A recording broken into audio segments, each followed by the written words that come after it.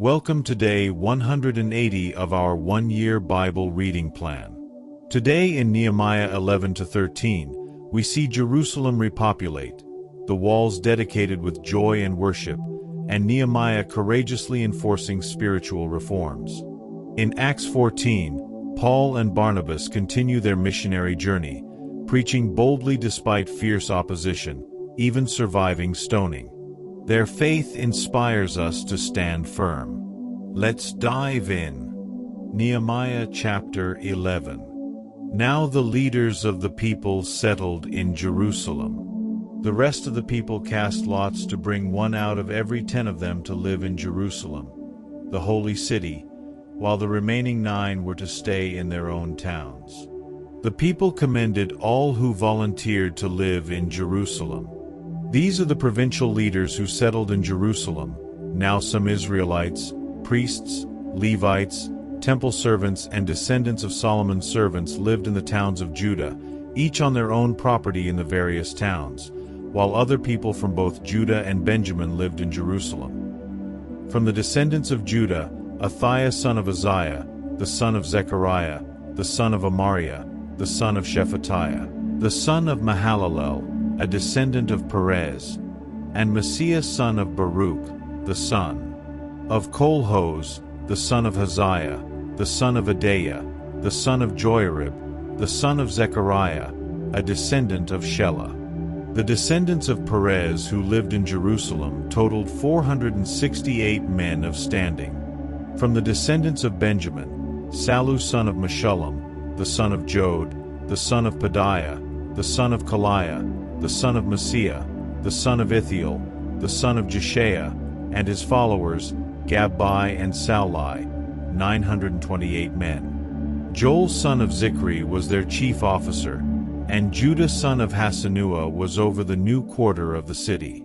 From the priests, Jedaiah, the son of Joiarib, Jachin, Sariah son of Hilkiah, the son of Meshullam, the son of Zadok, the son of Meraioth, the son of Ahitub, the official in charge of the house of God, and their associates, who carried on work for the temple. 822 men.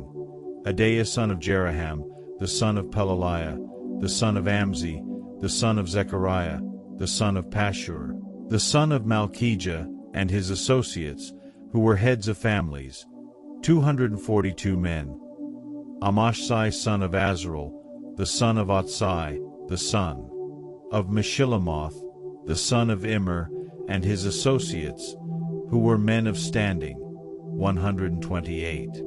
Their chief officer was Zabdiel son of Haggedalim. From the Levites, Shemaiah son of Hashub, the son of Azrikam, the son of Hashabiah, the son of Buni, Shabbathai and Jozabad, 2 of the heads of the Levites, who had charge of the outside work of the house of God, Mattaniah son of Micah, the son of Zabdi, the son of Asaph, the director who led in thanksgiving and prayer, Bakbukiah, second among his associates, and Abda son of Shammua, the son of Galal, the son of Jeduthun.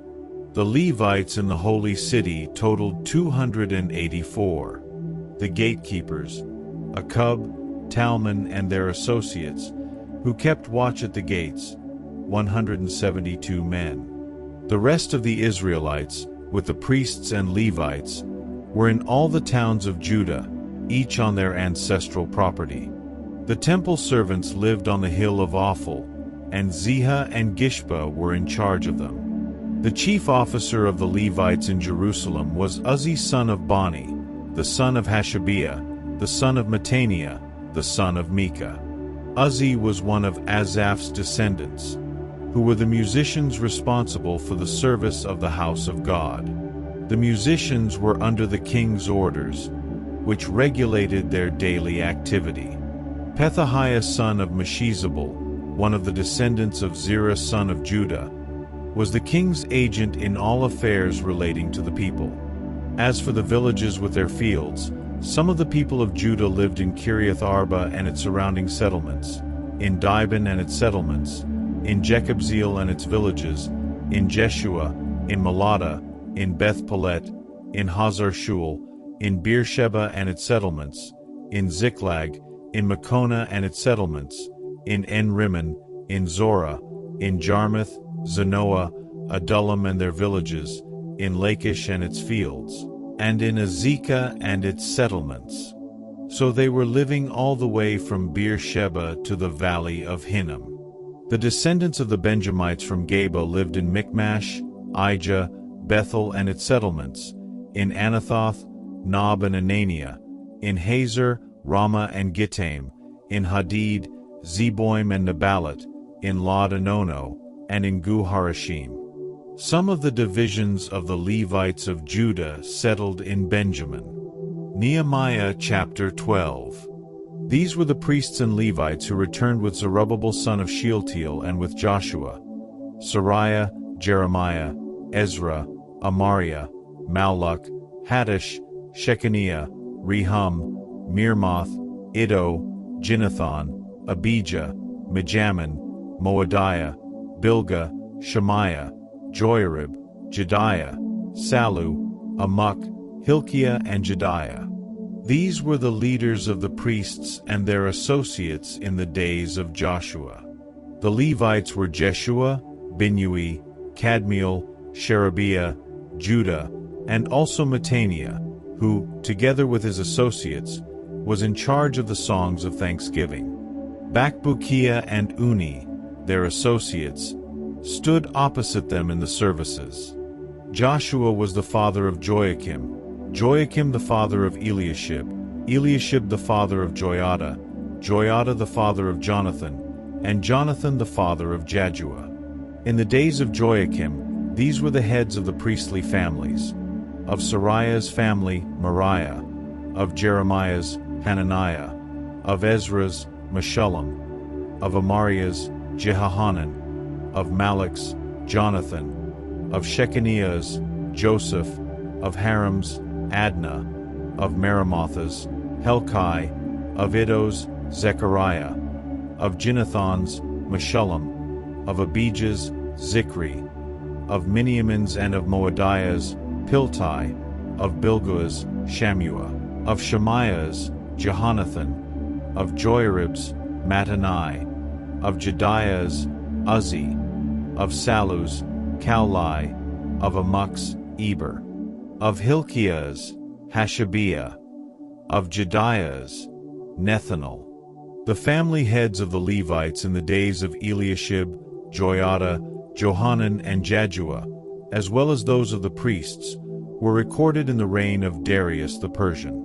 The family heads among the descendants of Levi up to the time of Johanan son of Eliashib were recorded in the book of the Annals.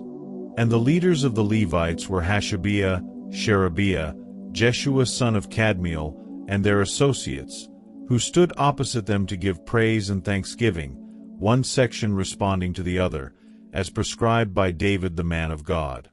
Mattaniah, Bakbukiah, Obadiah, Meshullam, Talmon and Akub were gatekeepers who guarded the storerooms at the gates.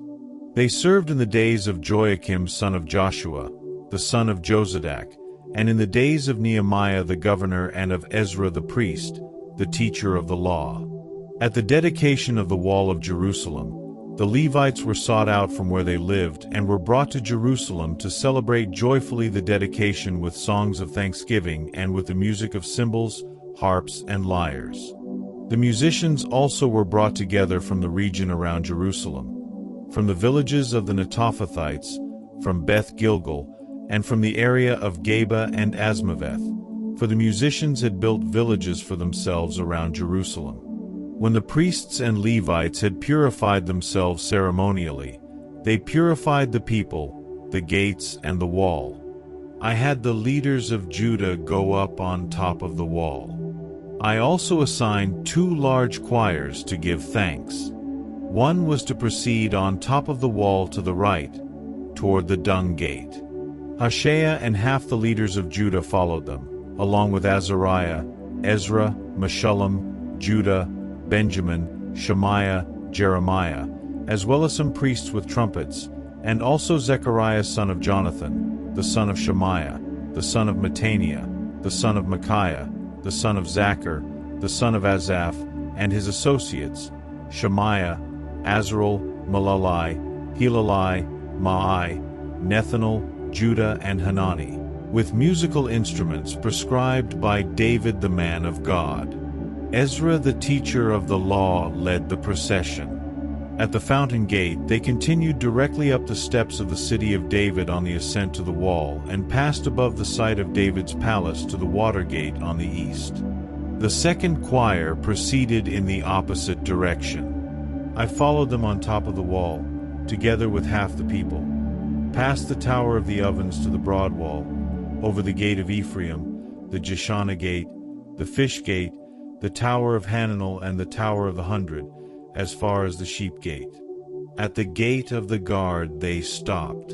The two choirs that gave thanks then took their places in the house of God. So did I, together with half the officials, as well as the priests, Eliakim, Maaseiah, Miniamin, Micaiah, Elioenai, Zechariah, and Hananiah with their trumpets, and also Maaseiah, Shemaiah, Eleazar, Uzzi, Jehohanan, Malchijah, Elam, and Ezer. The choirs sang under the direction of Jezrahiah. And on that day they offered great sacrifices, rejoicing because God had given them great joy. The women and children also rejoiced. The sound of rejoicing in Jerusalem could be heard far away. At that time men were appointed to be in charge of the storerooms for the contributions, firstfruits, and tithes. From the fields around the towns they were to bring into the storerooms the portions required by the law for the priests and the Levites. For Judah was pleased with the ministering priests and Levites. They performed the service of their God and the service of purification, as did also the musicians and gatekeepers, according to the commands of David and his son Solomon. For long ago, in the days of David and Asaph, there had been directors for the musicians, and for the songs of praise and thanksgiving to God. So in the days of Zerubbabel and of Nehemiah, all Israel contributed the daily portions for the musicians and the gatekeepers. They also set aside the portion for the other Levites, and the Levites set aside the portion for the descendants of Aaron. Nehemiah chapter 13. On that day the book of Moses was read aloud in the hearing of the people, and there it was found written that no Ammonite or Moabite should ever be admitted into the assembly of God, because they had not met the Israelites with food and water, but had hired Balaam to call a curse down on them. Our God, however, turned the curse into a blessing. When the people heard this law, they excluded from Israel all who were of foreign descent. Before this, Eliashib the priest had been put in charge of the storerooms of the house of our God. He was closely associated with Tobiah, and he had provided him with a large room formerly used to store the grain offerings and incense and temple articles, and also the tithes of grain, new wine, and olive oil prescribed for the Levites, musicians, and gatekeepers, as well as the contributions for the priests. But while all this was going on, I was not in Jerusalem, for in the 32nd year of Artaxerxes king of Babylon I had returned to the king. Some time later I asked his permission and came back to Jerusalem. Here I learned about the evil thing Eliashib had done in providing Tobiah a room in the courts of the house of God. I was greatly displeased and threw all Tobiah's household goods out of the room. I gave orders to purify the rooms, and then I put back into them the equipment of the house of God, with the grain offerings and the incense. I also learned that the portions assigned to the Levites had not been given to them, and that all the Levites and musicians responsible for the service had gone back to their own fields. So I rebuked the officials and asked them, "Why is the house of God neglected?" Then I called them together and stationed them at their posts. All Judah brought the tithes of grain, new wine, and olive oil into the storerooms. I put Shelemiah the priest, Zadok the scribe, and a Levite named Pedaiah in charge of the storerooms, and made Hanan son of Zachar, the son of Mattaniah, their assistant, because they were considered trustworthy. They were made responsible for distributing the supplies to their fellow Levites. Remember me for this, my God, and do not blot out what I have so faithfully done for the house of my God and its services. In those days I saw people in Judah treading wine presses on the Sabbath and bringing in grain and loading it on donkeys, together with wine, grapes, figs, and all other kinds of loads. And they were bringing all this into Jerusalem on the Sabbath. Therefore I warned them against selling food on that day. People from Tyre who lived in Jerusalem were bringing in fish and all kinds of merchandise and selling them in Jerusalem on the Sabbath to the people of Judah. I rebuked the nobles of Judah and said to them, "What is this wicked thing you are doing, desecrating the Sabbath day? Didn't your ancestors do the same things, so that our God brought all this calamity on us and on this city? Now you are stirring up more wrath against Israel by desecrating the Sabbath." When evening shadows fell on the gates of Jerusalem before the Sabbath, I ordered the doors to be shut and not opened until the Sabbath was over. I stationed some of my own men at the gates so that no load could be brought in on the Sabbath day. Once or twice the merchants and sellers of all kinds of goods spent the night outside Jerusalem. But I warned them and said, "Why do you spend the night by the wall? If you do this again, I will arrest you." From that time on they no longer came on the Sabbath. Then I commanded the Levites to purify themselves and go and guard the gates in order to keep the Sabbath day holy. Remember me for this also, my God, and show mercy to me according to your great love. Moreover, in those days I saw men of Judah who had married women from Ashdod, Ammon, and Moab. Half of their children spoke the language of Ashdod or the language of one of the other peoples, and did not know how to speak the language of Judah. I rebuked them and called curses down on them. I beat some of the men and pulled out their hair. I made them take an oath in God's name and said, "You are not to give your daughters in marriage to their sons, nor are you to take their daughters in marriage for your sons or for yourselves." Was it not because of marriages like these that Solomon king of Israel sinned? Among the many nations there was no king like him. He was loved by his God, and God made him king over all Israel, but even he was led into sin by foreign women. Must we hear now that you too are doing all this terrible wickedness and are being unfaithful to our God by marrying foreign women? One of the sons of Joiada son of Eliashib the high priest was son-in-law to Sanballat the Horonite, and I drove him away from me. Remember them, my God, because they defiled the priestly office and the covenant of the priesthood and of the Levites. So I purified the priests and the Levites of everything foreign, and assigned them duties, each to his own task. I also made provision for contributions of wood at designated times, and for the firstfruits.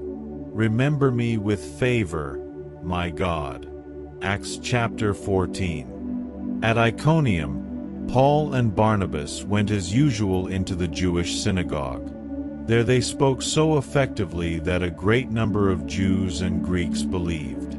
But the Jews who refused to believe stirred up the other Gentiles and poisoned their minds against the brothers. So Paul and Barnabas spent considerable time there, speaking boldly for the Lord, who confirmed the message of his grace by enabling them to perform signs and wonders. The people of the city were divided. Some sided with the Jews, others with the apostles. There was a plot afoot among both Gentiles and Jews, together with their leaders, to mistreat them and stone them. But they found out about it and fled to the Iconian cities of Lystra and Derbe and to the surrounding country, where they continued to preach the gospel. In Lystra, there sat a man who was lame. He had been that way from birth and had never walked. He listened to Paul as he was speaking. Paul looked directly at him, saw that he had faith to be healed, and called out, "Stand up on your feet." At that, the man jumped up and began to walk. When the crowd saw what Paul had done, they shouted in the Lycaonian language, The gods have come down to us in human form. Barnabas they called Zeus, and Paul they called Hermes because he was the chief speaker. The priest of Zeus, whose temple was just outside the city, brought bulls and wreaths to the city gates because he and the crowd wanted to offer sacrifices to them. But when the apostles Barnabas and Paul heard of this, they tore their clothes and rushed out into the crowd, shouting, "Friends, why are you doing this? We too are only human, like you. We are bringing you good news, telling you to turn from these worthless things to the living God, who made the heavens and the earth and the sea and everything in them. In the past, he let all nations go their own way. Yet he has not left himself without testimony. He has shown kindness by giving you rain from heaven and crops in their seasons. He provides you with plenty of food and fills your hearts with joy." Even with these words, they had difficulty keeping the crowd from sacrificing to them. Then some Jews came from Antioch and Iconium and won the crowd over. They stoned Paul and dragged him outside the city, thinking he was dead. But after the disciples had gathered around him, he got up and went back into the city. The next day he and Barnabas left for Derbe. They preached the gospel in that city and won a large number of disciples. Then they returned to Lystra, Iconium, and Antioch, strengthening the disciples and encouraging them to remain true to the faith. "We must go through many hardships to enter the kingdom of God," they said. Paul and Barnabas appointed elders for them in each church, and with prayer and fasting, committed them to the Lord, in whom they had put their trust. After going through Pisidia, they came into Pamphylia, and when they had preached the word in Perga, they went down to Attalia. From Attalia they sailed back to Antioch, where they had been committed to the grace of God for the work they had now completed. On arriving there, they gathered the church together and reported all that God had done through them and how he had opened a door of faith to the Gentiles. And they stayed there a long time with the disciples. Thank you for joining today's Bible reading. Let's be like Nehemiah, committed to honoring God in every area of life, and like Paul, strong and faithful through trials. See you tomorrow for more encouragement from God's Word.